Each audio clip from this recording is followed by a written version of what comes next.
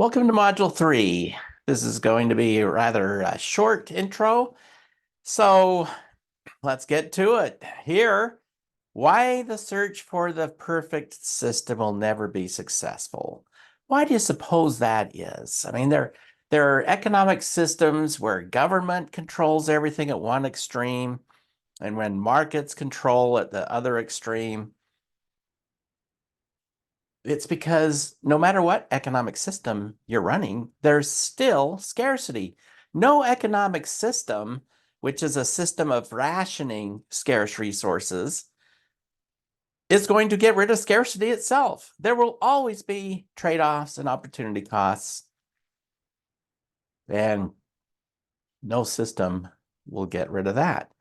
So the ideal system is one that is most efficient. You can get the biggest economic pie, and with the biggest economic pie, you have the resources to help those who are less fortunate. So that's why there's no perfect system. It's better thought of as which system is the least bad. You think of it that way. Incentives. One of the most fundamental economic principles is that people respond to incentives and disincentives. And we get a lot of bad economic policy because that basic principle is either avoided or not understood, or I don't know what to think about this. Politicians, I do understand that a lot of politicians are economic illiterates. They don't understand economics, and but I'd say most of them do. But here's the thing. Good politics always, always, always trumps good economics every time. So one of the things that is forgotten or not considered are incentives. Well, if you raise taxes too high, you think, you know what? We're going to get more tax revenue, except for, oops, not if people leave. This is a little thing here about the Rolling Stones and Emerson, Lake and Palmer, how they had to leave England, both of them, because they're getting taxed to death. And we see the same thing happening here in New York. We see people leaving for lower tax states, and yet we just keep on raising taxes. And more people find it to their benefit to leave.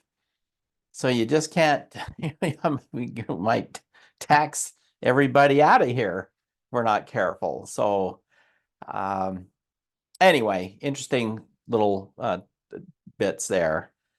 Equilibrium, we're back to the Paul Solman articles. Now you've done supply and demand. Now we're looking at equilibrium and things that will change the equilibrium and sensitivity of supply and demand.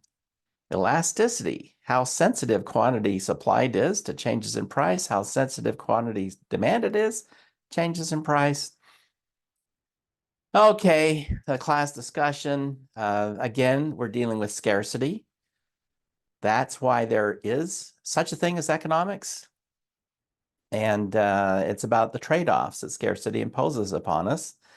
Well, some goods, there just aren't enough of for everybody who wants them.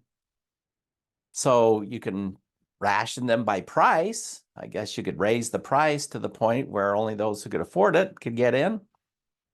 Or you can ration it by grades. Those with the highest grades get in. You could have a 100-yard dash. The fastest runners get in. Essay writing contests, the best essays get in. Okay, there's a lot of ways to ration these seats. Cuesta College tried some things. Well, I don't want to spoil it for you, but I'll post a course announcement after this and giving my thoughts on it and what Cuesta College does today.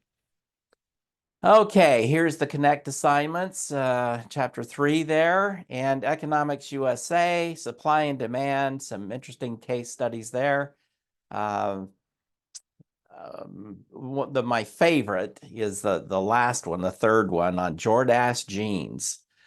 Supply and demand. Demand is, you know what? Demand, you just never know what's going to happen out there.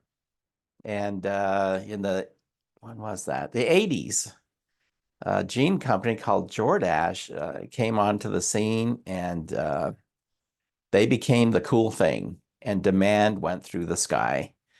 Anyway, you'll enjoy those old Jordache jean commercials for sure. Okay, that's it. See you in Module 4.